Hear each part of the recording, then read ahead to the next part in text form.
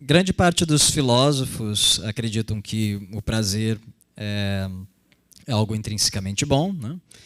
E que, bom, poucas pessoas defendem, porém, né, que essa é a única coisa que tem valor intrínseco, né? Geralmente as pessoas defendem que o prazer e mais algumas outras coisas têm valor intrínseco, né? E uma das grandes objeções ao hedonismo, que é a tese de que apenas o prazer tem valor intrínseco, foi um experimento mental, né, que você cortou aqui, do Robert Nozick, que basicamente é geralmente chamado de o experimento mental da máquina de experiências, né?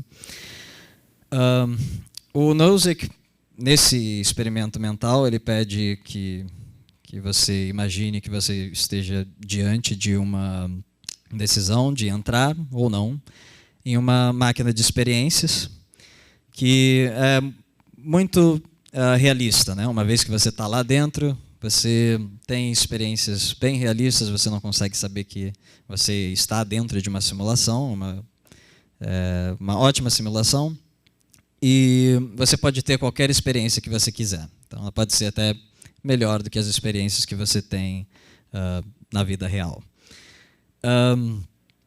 Então, ele também adiciona, né, que outras pessoas podem entrar na máquina, inclusive até mesmo animais, caso você tenha preocupação com os animais também podem entrar lá na máquina deles e terem as melhores experiências possíveis, né?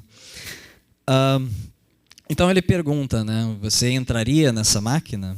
Essa é a questão, né? Intuitivamente, né, parece que não devemos entrar nessa máquina de experiências, né? Porque parece que tem algo a mais que é bom, além do que a gente experiencia, né? Além dos prazeres e das dores e dos estados mentais que a gente tem, né? Por exemplo, o contato com a realidade, o conhecimento, etc. Só que tem alguns experimentos na psicologia que indicam, né, que essa intuição pode estar enviesada por conta de um viés que se chama viés do status quo, né? É sabido na psicologia que a gente tende a ficar nos lugares onde a gente já está, tende a manter a situação como ela já é, né? Em vez de fazer mudanças, né? Então, para dar conta desse tipo de viés, eles fizeram experimentos com pessoas, né? Eles pesquisaram o que as pessoas achariam se o experimento mental fosse reformulado, né? Da seguinte maneira, né? Eles contaram para as pessoas que eles falaram para as pessoas imaginarem que eles já estavam na máquina de experiências. Todas as experiências que as pessoas tiveram, né, as pesquisadas, né, tiveram, foram produto de uma máquina de experiências, né? Então, eles perguntam para as pessoas, né, se elas sairiam dessa máquina de experiências para viver a vida real, né? Então, suponha, né, que vocês estejam sob uma simulação de uma máquina de experiências, né, e você tem a escolha de sair dela. Em uma dessas pesquisas, né, eles dividiram 4 grupos, né, de pessoas, né? O primeiro grupo, eu vou chamar de grupo neutro, grupo N, para simplificar. Essas pessoas, eles contaram esse experimento mental para as pessoas de uma maneira que as pessoas não saberiam o que tem lá fora, né, na vida real, né? Então, tudo que eles contam para eles é simplesmente que vocês estão dentro de uma máquina de experiências, todas as experiências que vocês tiveram foram produtos dessa máquina, e você tem a possibilidade de sair dessa máquina, mas eles não dizem nada sobre como é que seria a vida fora dessa máquina de experiências, né? Nesse caso, né, 47% das pessoas, né, disseram que não sairiam da máquina, né? Ainda assim, a maioria sairia da máquina. Em comparação com o experimento original, né, acho que 86% disse que não entraria na máquina de experiências, né? Já para o segundo grupo, eles contaram uma história negativa, né? Então vamos botar aqui neg, né, de negativa, né? Então, no caso, eles dizem que na vida real você é um prisioneiro de uma prisão de segurança máxima. Bom, nesse caso, por razões óbvias, né, 87% das pessoas disseram que não sairiam da máquina. No terceiro caso, para o terceiro grupo de pessoas, eles falaram que na vida real eles eram um artista multimilionário que vivia em Genebra. Um pouco surpreendentemente, né, 50% das pessoas disseram que sairiam da máquina, né? Deixa eu ver se é isso mesmo. Eu acho que não, na verdade. Não, era isso mesmo. Estou certo. E, por último, para um quarto grupo, vamos chamar de neutro estrela, eles disseram que as experiências que eles teriam fora da máquina, que a vida fora da máquina seria bem diferente da que eles têm naquele momento, né? Isso, eles fizeram essa descrição para isolar um pouco mais esse viés do status quo, né? E, nesse caso, 59% das pessoas decidiram ficar na máquina de experiências, né? Então, parece que, de acordo com essas respostas, né, realmente, quando a gente responde à formulação original do problema do Nozick, a gente está um pouco sob a influência desse viés de status quo, né? Isso permite que o hedonismo não seja, pelo menos, considerado minado simplesmente por conta desse experimento mental, né? Porque parece que essas intuições morais não são tão confiáveis assim quanto parecem, né?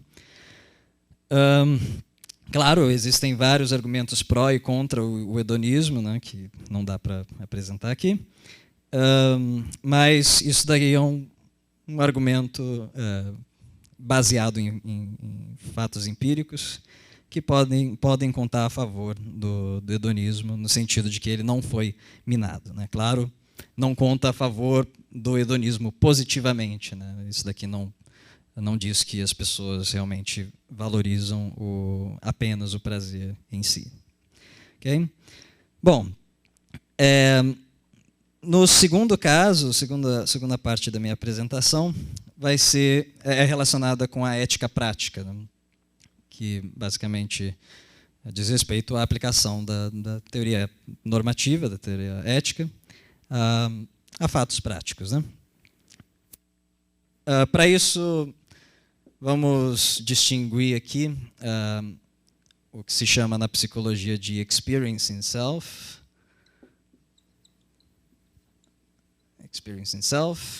e o remembering self. Não sei se dá para vocês lerem, mas basicamente isso daqui é o eu que experiencia, o eu que tem experiências, né? Aqui vocês estão tendo uma experiência, né? Se eu perguntar como é que vocês estão se sentindo agora, eu estou perguntando para o experiencing self, né?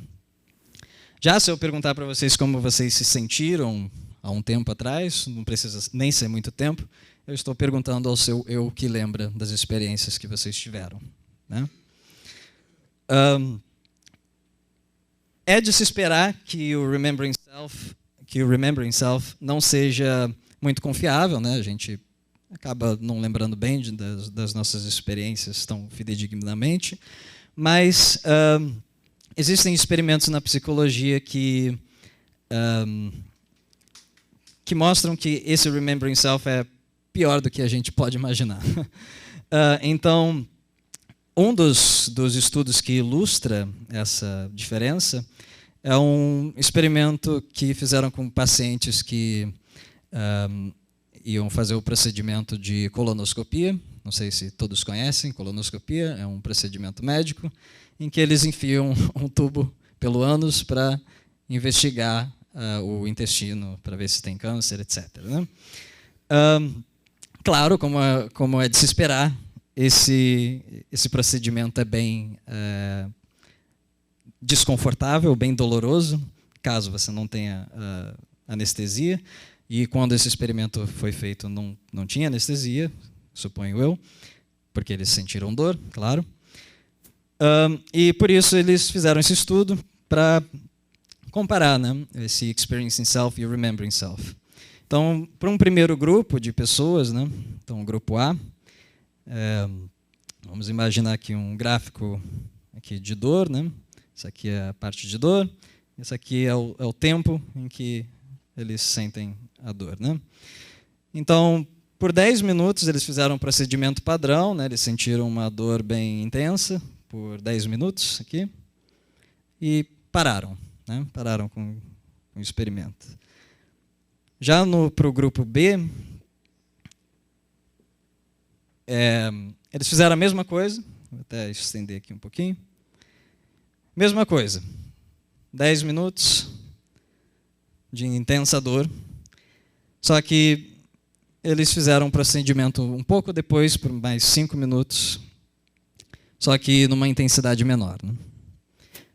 Então, vou fazer uma pergunta para vocês, né? Qual dos dois sentiu mais dor? O grupo A ou o grupo B? B, né? Parece bem plausível que foi o B. Aqui, né, os dois sentiram uma igual intensidade de dor por 10 minutos, né? E esse aqui ficou mais um tempo sentindo dor. Né? Então, parece que é o grupo B. Né? Só que quando a gente pergunta para eles, né, aqui, né, pergunta, e aí, como é que foi? Né? O quão ruim foi a experiência? Né? As pessoas do grupo B dão respostas menos negativas do que as pessoas do grupo A, né? Por incrível que pareça. A resposta, a explicação para esse fenômeno é que esse remembering self aqui tende a dar um peso maior para as últimas experiências que foram tidas, né, pelo sujeito. Então, bom, isso daí é só para vocês terem uma ideia dessa distinção de remembering self e experiencing self.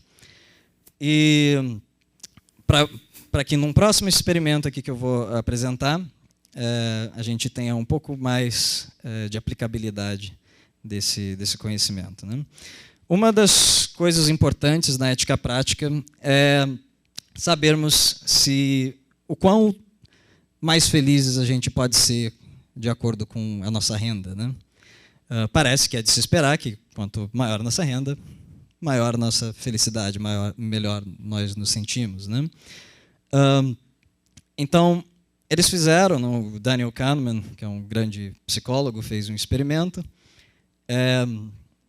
ou melhor, né, ele pegou dados de várias pessoas, de milhares de pessoas, então é um estudo bem robusto, em que eles faziam essa relação entre renda e satisfação da vida, a satisfação que as pessoas tinham com a vida, e o quão bem elas se sentiam a cada intervalo de tempo. Né?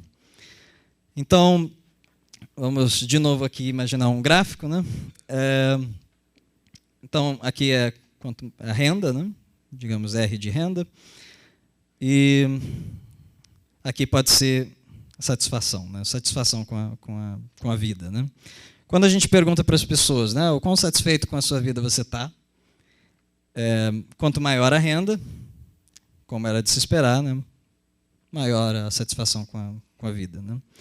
Mas lembrem-se, né, que aqui a gente está perguntando para o remembering self, e não para o experiencing self. Né? Então, é de se esperar também que haja uma diferença nos estados emocionais das pessoas, de quão bem elas se sentem ao longo de um certo período. Isso também é corroborado por outros estudos também na psicologia. Então, fizeram uma segunda relação aqui entre a renda e o quão bem elas se sentiam em cada período de tempo. Né? Como é de se esperar, né? Quanto menos dinheiro, menos bem você se sente, né? Você pode se sentir muito mal, né? Então, esse inicial aqui faz muita diferença. Ele chega aqui, só que em um ponto ele fica estável, fica para sempre, né? Ou seja, não incrementa nada a partir de uma certa renda, que no caso do estudo foi $75 mil por ano, per capita, né? É muito dinheiro, né? Mas é interessante porque tem um ponto final aqui, né? As suas experiências não melhoram a partir de um certo ponto de renda, né? Isso é interessante para a ética, né? Aí a gente tem argumentos filosóficos pró e contra, né? O que vale mais, né? O quão satisfeito você está com a sua vida ou o quão bem você está se sentindo pela duração, né? Do quão bem você está se sentindo, né? Se for, né? Se o que importa são nossas experiências, então parece, né, que quando você ganha acima, né, desse limite, parece que ele não está sendo aproveitado para nada, para nenhum bem, digamos assim, né? Então, isso pode ter algumas implicações éticas, na ética prática, bem interessante. Por exemplo, como o dever moral de pessoas que ganham acima disso, de doar tudo, ou sei lá, uma grande parte, para aqueles mais necessitados, né? Note que aqui também é diferente da tese de utilidade marginal, claro, né, que quanto mais dinheiro você ganha, uma quantidade X de dinheiro vale muito mais do que para uma pessoa rica do que para uma pessoa pobre, né? Então isso daqui é um pouco mais, vai um pouco além do princípio da utilidade marginal, né? Então, bom, esses aí são alguns experimentos que têm implicações nessas duas áreas da ética, vista de uma maneira mais ampla. Não dá tempo para falar sobre a parte da metaética, como eu disse no começo, mas por hoje é só, né? Obrigado. Meu nome é Tobias Marconde, eu estou no terceiro período aqui de Filosofia da PUC. E o título da minha fala é Os Animais na Fronteira Organismo-Máquina, né? E como vocês podem ver, eu vou falar sobre os animais, e a mesa anterior foram doutores falando sobre filosofia e ética animal, então, bom, isso vai... mas eu vou apontar outros caminhos, né, que eles não apontaram. Na verdade, é uma breve introdução, principalmente baseada na tese de pós-doutorado da Juliana Fausto, que é uma filósofa aqui que fez pós-doutorado aqui no departamento. O nome da tese é Cosmopolítica dos Animais. E eu comecei a ler e vou fazer uma breve introdução a esse campo dos Animal Studies. E o título dessa fala, como eu estava falando, né, Os Animais na Fronteira Organismo-Máquina, foi baseado na frase da filósofa Donna Haraway, em que ela afirma que, abre aspas, nas tradições da ciência e da política ocidentais, a relação entre organismo e máquina tem sido uma guerra de fronteira. E aí, apesar dela ter falado isso em outro contexto, eu fiquei pensando muito nisso, e eu vou me apropriar dessa frase para falar sobre esse problema de natureza e cultura, especificamente sobre alguns dos seres desse problema, que são os animais não humanos. E falar sobre eles, né, falar sobre esses seres, sobre essa ontologia, digamos assim, também tem implicações políticas, né? É uma ontologia quase... Ontologia política, as duas sempre andam muito juntas, né? O estatuto político dos animais tem muito a ver com as implicações políticas que eles vão ter. E outro motivo de eu ter usado esse nome, né, Os Animais na Fronteira Organismo-Máquina, é que, coincidentemente não, mas curiosamente, o primeiro pensamento que eu vou retratar na história da filosofia é o cartesiano, né? O pensamento de Descartes, que famosamente declara que os animais são animais-máquinas, né? Bom, o pensamento de Descartes é dualista, né? ou seja, existe a resistência e a rescogitans, são as únicas coisas que existem. Os seres humanos são entes pensantes, a rescogitans, né, são coisas que pensam, assim como anjos e Deus, sei lá, e são imateriais. Eles são essencialmente imateriais, possuem alma, e todas as outras coisas são pura materialidade. E por isso elas podem ser mensuráveis, né, e podem ser lidadas pela física e pela mecânica. Os animais, para o Descartes, eles não têm alma, eles não são capazes de pensar, não são capazes de ter consciência de si, nem de nada. Eles funcionam puramente por instinto, são completamente determinados pelo próprio instinto. Descartes diz que eles são autômatos, são como máquinas de terra projetadas por Deus.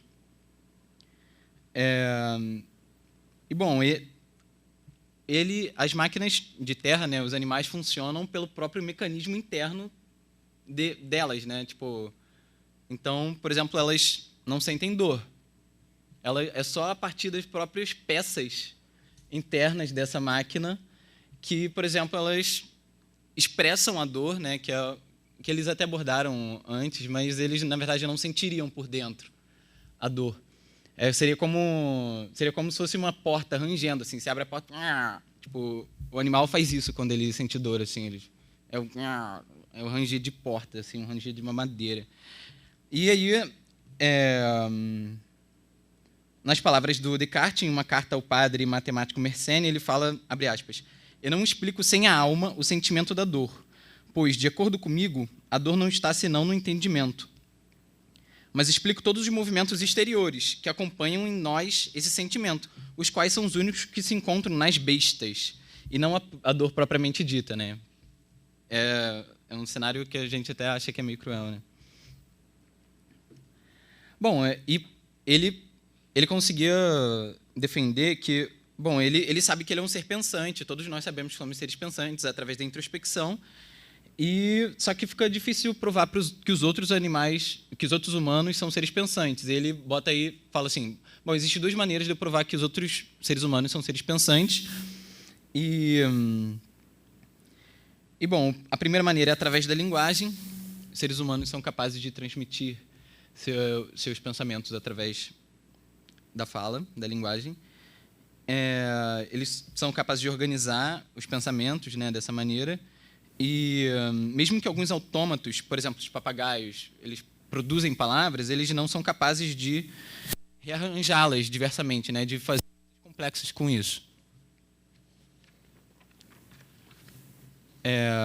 Não adianta ele ter um órgão para falar se não possui uma alma racional para articular a fala, né? O outro motivo é que a razão humana, a humana é universal e, bom, a gente pode ver outros seres humanos lidando com situações extremamente complexas e resolvendo elas através da razão. E, bom, tá aí, né? É o que eles até falaram na última mesa. Tá aí o problema, a razão e a linguagem. E os animais, eles não conseguem responder, não importa quão a maquinaria deles, quão sofisticada seja essa maquinaria, porque eles não são capazes de responder. Assim, não existe uma maquinaria infinita que responda a todas as situações possíveis, né? Bom, aqui tá as duas grandes barreiras, a razão e a comunicação. Eu vou levantar dois pensamentos, duas teses mais recentes que andam na contramão disso. E, bom, isso é um exercício de pensamento, isso é uma introdução, né? Porque eu estou nesse caminho da introdução ainda, nesse tema que eu não domino, mas gostaria de falar a primeira parte é sobre a autoconsciência de animais não humanos, e sobre o experimento que é feito nas ciências, que é um experimento famoso, experimento do espelho. Não sei se vocês já ouviram falar. Você basicamente coloca um animal em frente a um espelho, o cientista coloca um animal em frente ao espelho e deixa ele se acostumar com o espelho, ele anestesia, o cientista anestesia o animal, assim, bota ele para dormir, pinta alguma parte, por exemplo, sei lá, a testa, no caso de um chimpanzé, ou a sobrancelha, e aí quando ele acorda e se olha no espelho, ele bota a mão na testa. Ou seja, ele viu que no espelho não é um outro chimpanzé, não é um outro primata, é ele mesmo, né? Bom, ok. E alguns animais passam famosamente nesse teste, os chimpanzés, os orangotangos, os golfinhos, o elefante, né? E entre outros animais, as pegas, que são aves da mesma família dos corvos. E foram os primeiros não mamíferos a, nas palavras dos pesquisadores, atravessar para o nosso lado do rio Rubicão cognitivo. Assim, como se fosse realmente passaram, né? Dicotomicamente, estão do nosso lado da razão. E, bom, no caso desse experimento, dessas pegas, as pegas Harvey, Lilly, Gertie, Gold e Schatzi, dessas 5 pegas, só Gold e Schatzi passaram convincentemente. Assim. O Schatzi passou um pouco menos. Assim, ele representou coisas estranhas no espelho. Por exemplo, ele foi pintado, eu não lembro agora exatamente onde, se foi embaixo da asa, atrás da asa, mas ele começou a ir em frente ao espelho em movimentos meio estranhos, assim, como se ele estivesse tipo, testando e tal, mas os outros deram resultados mais claros. E, bom, 2 passaram, 2 não passaram e 1, mais ou menos. E aí a filósofa e etóloga Vinciane Desprez, ao comentar esse acontecimento no seu livro What Would Animals Say If We Ask the Right Questions? O que os animais diriam se nós perguntássemos as perguntas certas? Ela diz que o experimento foi um êxito. Ué, mas a gente pensa, não seria melhor que todos tivessem passado, que todos tivessem demonstrado isso? E aí ela fala que não, na verdade a importância da falha é que não somente sinaliza que devemos frear nossas generalizações, mas, na verdade, o que esse experimento está dizendo é que algumas pegas, em determinadas e excepcionais circunstâncias, né, fabricadas num laboratório, né, feitas num laboratório, conseguem desenvolver uma nova competência. O experimento cria uma ocasião para o que os cientistas chamam de espontaneidade, né, cria um dispositivo que é necessário para a produção daquele fato, mas não é suficiente. Ou seja, precisa de algo além do experimento. Precisa de uma resposta genuína. Se todos tivessem passado no teste, todas as pegas tivessem passado no teste, isso poderia indicar ou que o comportamento é biologicamente determinado ou que é produto de um artefato. O artefato é quando o próprio experimento determina as respostas dele, né? Então é uma falsa resposta. Enfim, a partir disso é muito doido, porque esse cenário, bom, não tem como dizer quem está inscrito na natureza das pegas que elas são autoconscientes, e nem que passaram no teste pela simples efetividade do dispositivo, mas que a autoconsciência emerge de uma certa maneira, de uma invenção, de uma descoberta ou de um aprendizado em circunstâncias ecologicamente particulares. Ou seja, na verdade, o experimento foi um êxito principalmente porque nem todos os animais passaram no teste. E esse cenário é radicalmente distinto do de Descartes, né? Se algumas e não todas as pegas aprenderam ou inventaram essa nova competência, significa que, alguns animais podem ter consciência não apenas de outras coisas, mas também de si mesmos podem, não necessariamente têm, e que, no entanto, a autoconsciência como um princípio racional não está inscrita, né, nessa ontologia animal, e que alguns animais parecem, na verdade, ser sim capazes de enfrentar situações com uma criatividade bem considerável, ao contrário do que Descartes diz, né? Talvez eles tenham sim algum tipo de pensamento. O próximo obstáculo é o da linguagem. E para pensar nisso, eu gostaria de falar de algumas coisas que o Gregory Bateson esboça no seu texto A Theory of Play and Fantasy. Ele diz que a comunicação verbal humana opera em diferentes níveis de abstração. Tem o nível simplesmente denotativo, que é o tipo da frase "o gato está no tapete". E também tem outros 2 níveis que são um pouco mais abstratos. O primeiro é o metalinguístico, em que o objeto do discurso é a própria linguagem, como na frase, abre aspas, "a palavra gato não tem pelo", fecha aspas. Esse é o metalinguístico. E no outro nível, que é o metacomunicativo, o objeto é a própria comunicação, a própria relação entre os falantes. Como na frase, abre aspas, foi legal você me dizer que o gato estava no tapete, fecha aspas. Então, falando sobre essa própria relação de comunicação, ou como na frase, isso é brincadeira. Que é uma frase que fala sobre a própria relação, né, dos dois de comunicação.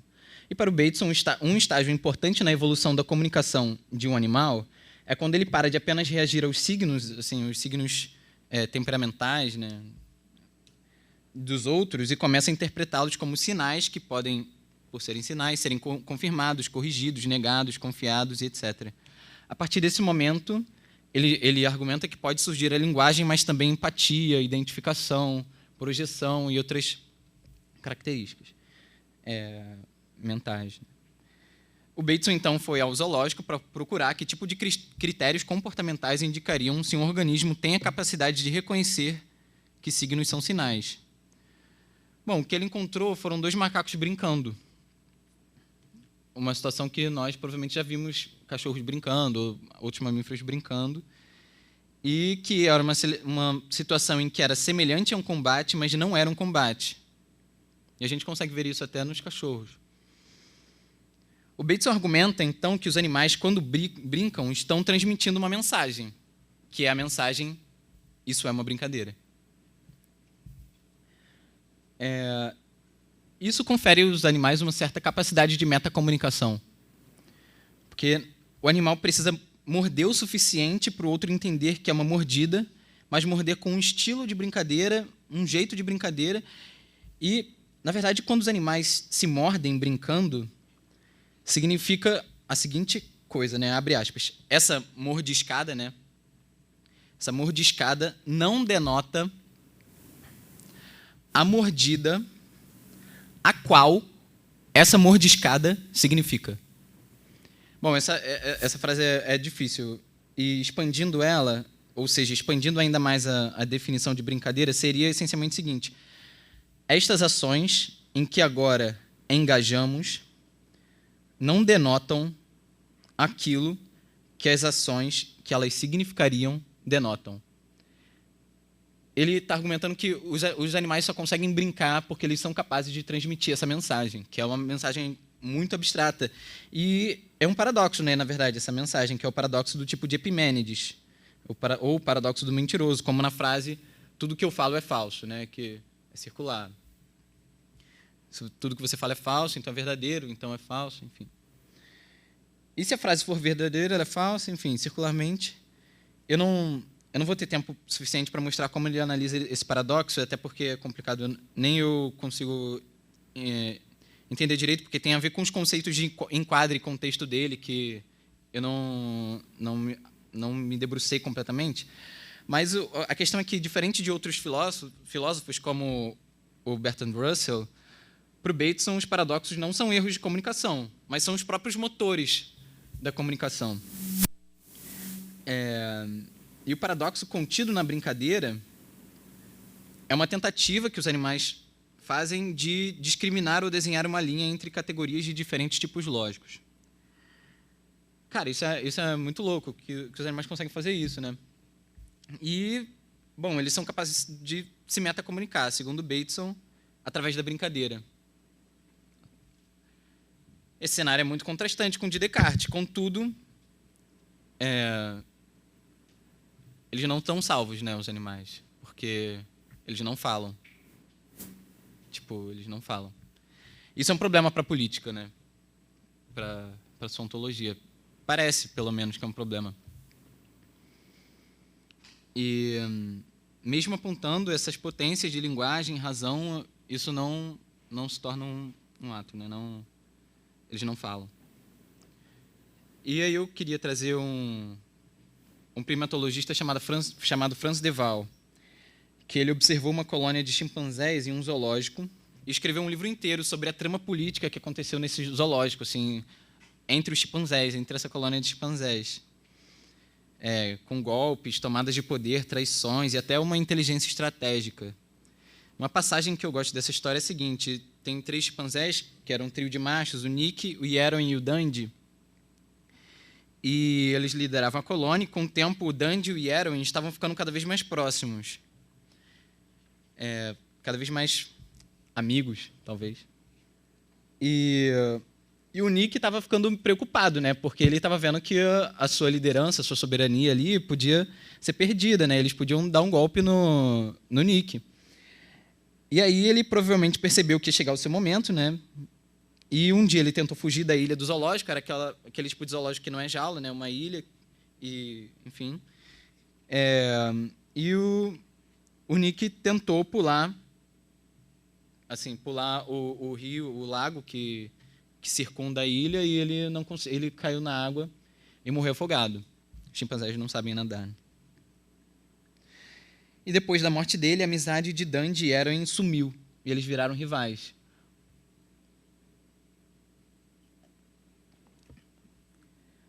Bom, um cineasta holandês estava fazendo um filme sobre a colônia nesse meio tempo. E o nome do filme é The Family of Chimps. E depois da morte do Nick, eles passaram um filme para os chimpanzés. Os chimpanzés ficaram assistindo o tempo todo, sem muitas reações. Até que apareceu o Nick no filme. E aí o Dundee foi pro Yerwin, pro outro chimpanzé, sentou no colo do Yerwin e começou a sorrir, assim, e eles se abraçaram, como se a aparição do antigo líder, do Nick, tivesse restaurado a aliança entre eles. E, bom, o próprio Frans de Waal, ele fala, realmente, os animais não falam, mas como negar que eles têm uma política? E foi basicamente isso que eu queria dizer hoje.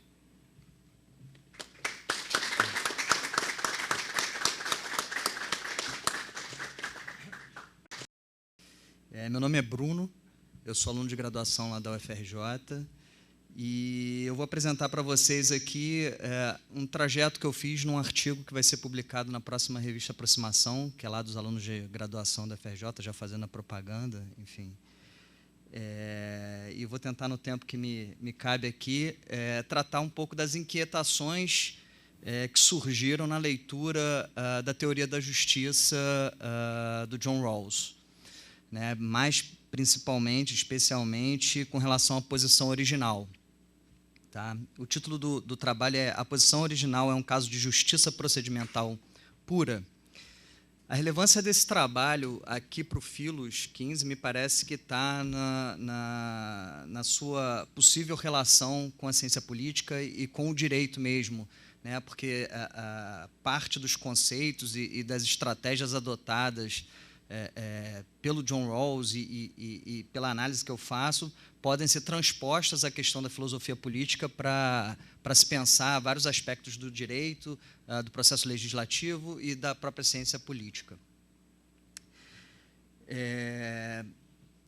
Eu vou começar dizendo para vocês que, na verdade, John Rawls, como filósofo político, ele apresenta a justiça como equidade, na sua obra mais festejada, que é a Teoria da Justiça de 71. A justiça como equidade, para Rawls, é uma concepção política de justiça para o caso especial da estrutura básica de uma sociedade democrática.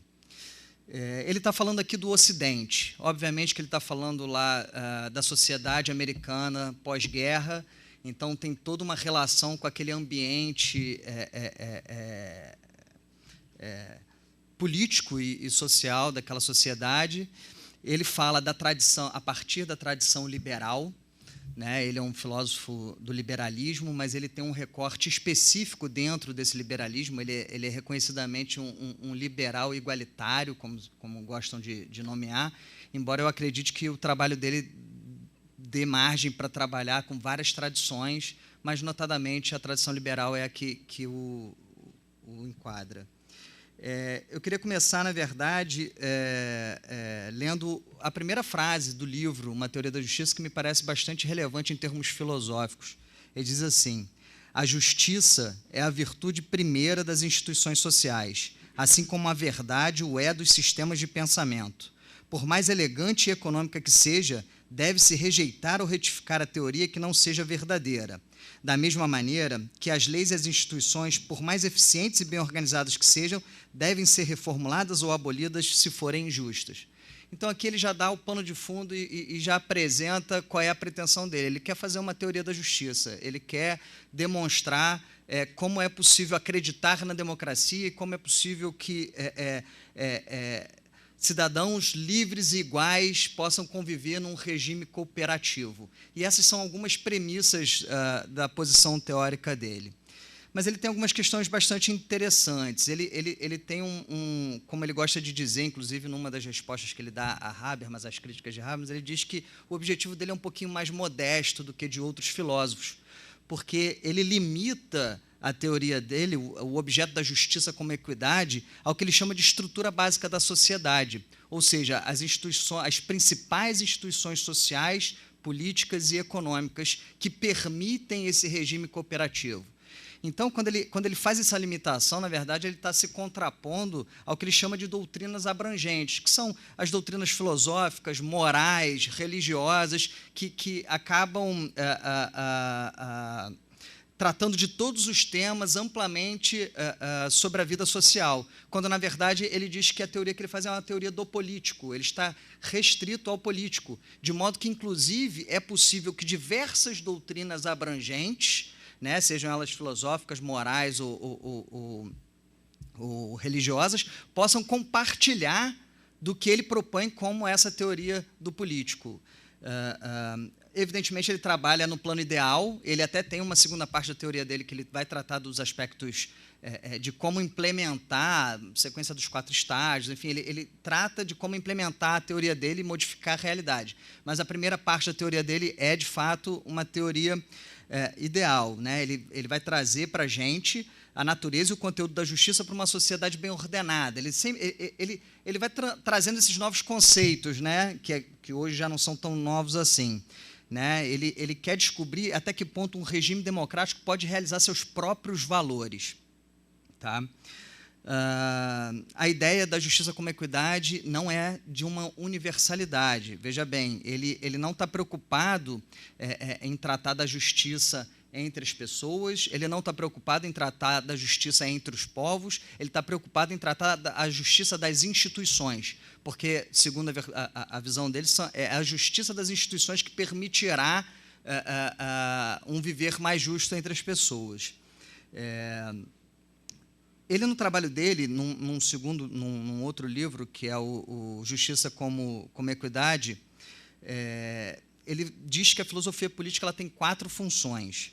A função prática, que é de descobrir uma base subjacente de acordo filosófico e moral e reduzir as diferenças políticas para que se mantenha a cooperação social. Por que ele admite essa função prática? Porque ele parte de uma premissa que é o fato do pluralismo, né? A vida em sociedades democráticas, com instituições democráticas sólidas ao longo de muito tempo, permite ou enseja que se estabeleça entre as pessoas um pluralismo de objetivos de vida, de bens, do que você acredita como razoável, e que o grande desafio é, numa sociedade tão plural, tão diversa, a gente encontrar uma base subjacente que nos permita trabalhar juntos e cooperar para prosperar. Uma segunda função que ele diz é a função de orientação, que é uma forma da filosofia política contribuir para o modo de um povo pensar a si mesmo e o conjunto das suas próprias instituições. Uma terceira função da filosofia política, que me parece que pode ser bastante relevante no momento político que a gente atravessa no país, é a função que ele chama de reconciliação, fazendo uma referência expressa a Hegel, que é uma forma de aplacar uma certa raiva e uma frustração contra a sociedade e a história da sociedade, através da compreensão que as instituições que aí estão se desenvolveram a partir de um aspecto racional. Ou seja, é uma análise da história das instituições que permite que a gente compreenda como elas chegaram onde estão. Né? Isso, obviamente, não se trata de se deixar abater, tipo, como se fosse... Elas estão aí dessa maneira e só poderia ser dessa maneira. Não. Ele coloca isso de uma maneira, através da razão, do ponto de vista filosófico, a gente pode compreender o status quo, até, inclusive, para mudá-lo em vista da própria justiça. E como ele tem uma outra função que ele diz que é a função de examinar os limites de possibilidade política praticável. É uma variação da função anterior. E essa que nos interessa um pouquinho aqui. Já falei 10 minutos? Então, eu vou pular alguns pontos e vou falar. Ele apresenta 2 princípios de justiça na sua teoria da justiça. Ele apresenta um primeiro princípio que é: cada pessoa tem um direito irrevogável a um esquema plenamente adequado de liberdades básicas iguais que seja compatível com o mesmo esquema de liberdade para todos. São as liberdades fundamentais da nossa Constituição, o artigo 5º. São as liberdades liberais clássicas, né? As liberdades políticas, as liberdades individuais, enfim. A gente pode entender que este primeiro princípio aborda todas essas liberdades que são razoavelmente consensuais no mundo democrático ocidental. E ele faz ele apresenta um segundo princípio de justiça, que é: as desigualdades sociais e econômicas devem satisfazer 2 condições. Primeiro, devem estar vinculadas a cargos e posições acessíveis a todos em condições de igualdade equitativa de oportunidades. E, em segundo lugar, tem de beneficiar ao máximo os membros menos favorecidos da sociedade. Ou seja, aqui ele apresenta o que ele chama de princípio da diferença, né? Ele trata primeiro do princípio da liberdade, e depois ele vai tratar do princípio, uma modalidade de princípio da igualdade, que na verdade não é dizer que não é possível ter desigualdade, na verdade é limitar a desigualdade, é compreender que a desigualdade ela só serve na medida em que o acesso às posições de destaque que geram a própria desigualdade, e eu não estou falando de cargos públicos, estou falando de posições na sociedade, por si só tem que ser acessíveis a todos de maneira equitativa.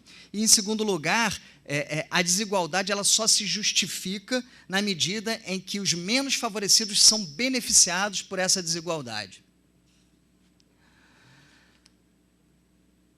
Para explicar um pouco o segundo princípio de justiça, ele faz uma distinção, que é uma distinção que é fundamental para mim, inquietação, para analisar a posição original, mas que talvez eu nem chegue até lá, que é a distinção entre justiça procedimental pura, justiça procedimental perfeita e justiça procedimental imperfeita. A justiça procedimental perfeita é aquela em que há um critério independente definindo o que é justo e correto. Esse critério ele é separado do procedimento e é possível elaborar um método infalível para se chegar ao resultado desejado. E ele dá como exemplo a divisão de um bolo. Né, quando a gente faz aquela divisão que o pai, né, que tem vários filhos, chega lá, não, um divide e o outro escolhe a parte. Essa é a maneira de você encontrar a justiça procedimental perfeita. Por quê? Porque quem parte vai...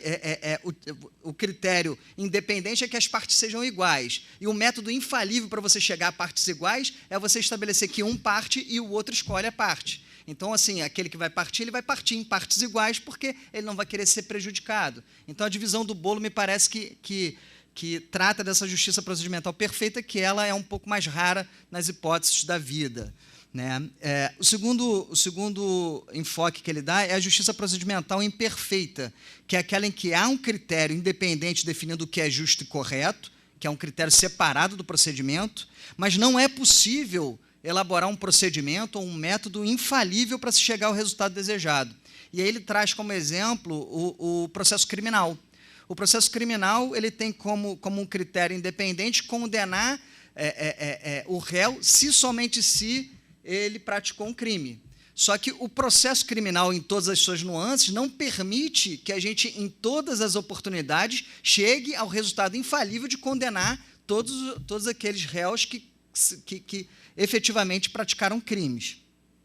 E, por fim, ele apresenta a justiça procedimental pura como contraposição tanto à justiça procedimental perfeita quanto à justiça procedimental imperfeita.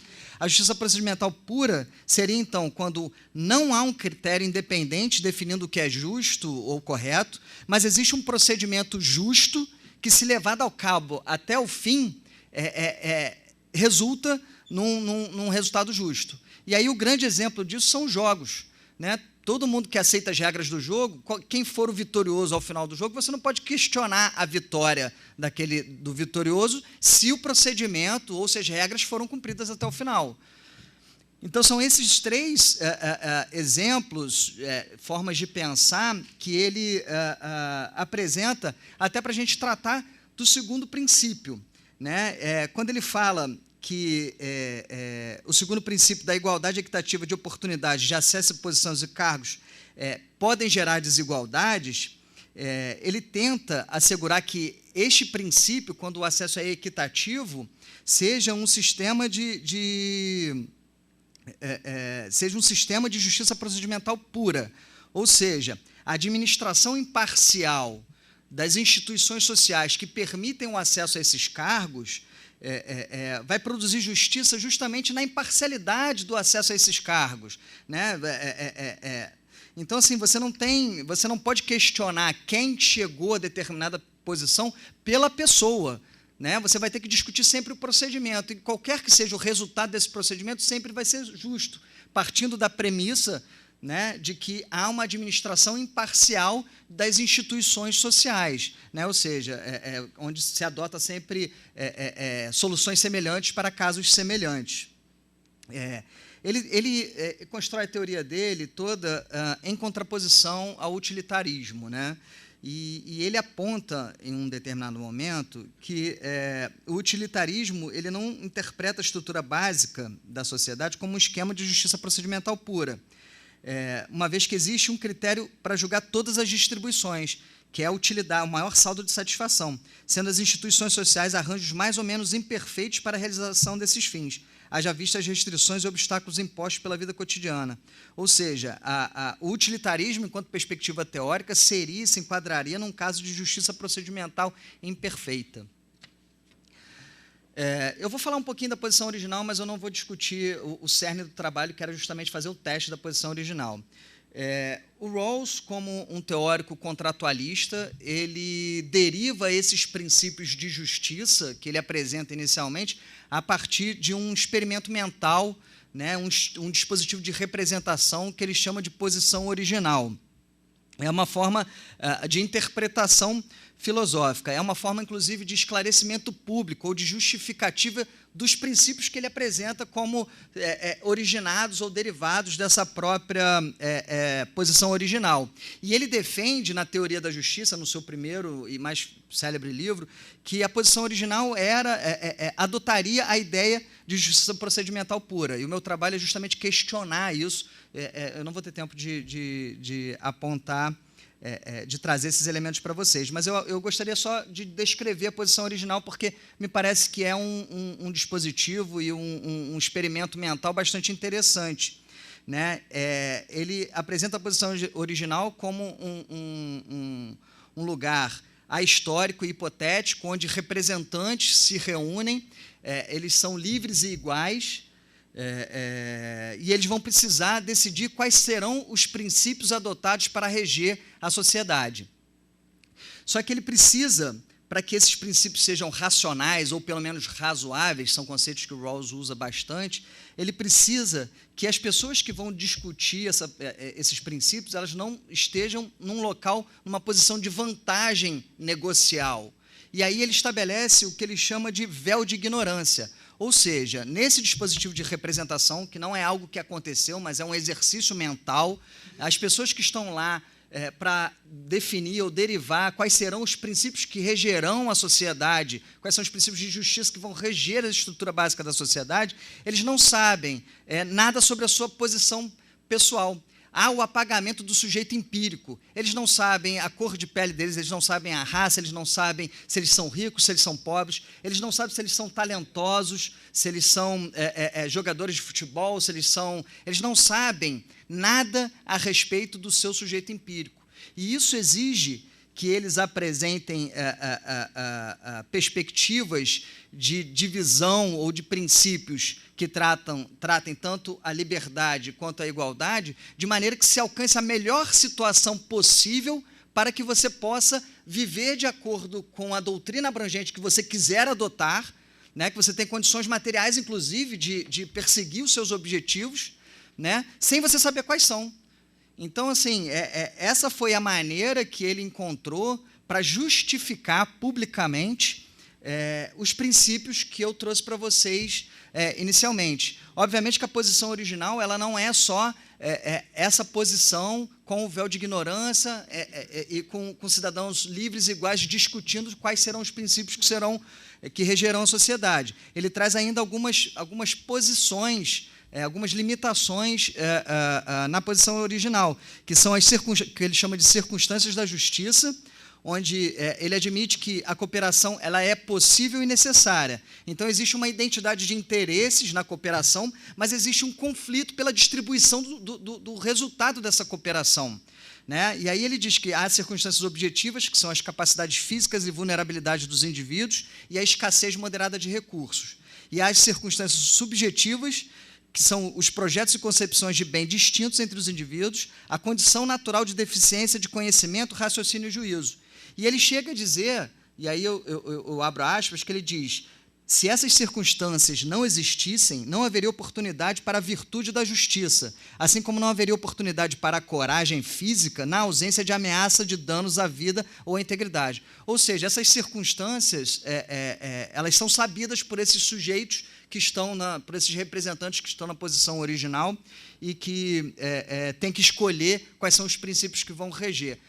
Só para finalizar mesmo, existe ainda uma restrição ao conceito de justo. Na verdade, essa escolha parte de uma lista, uma espécie de menu de concepções de princípios de justiça que são apresentados a essas partes, e essas listas elas já sofrem uma restrição formal, de aspectos formais, que limita, não é qualquer concepção de justiça que é apresentada nessa posição original. Enfim, eu vou encerrar por aqui, porque o meu tempo já foi.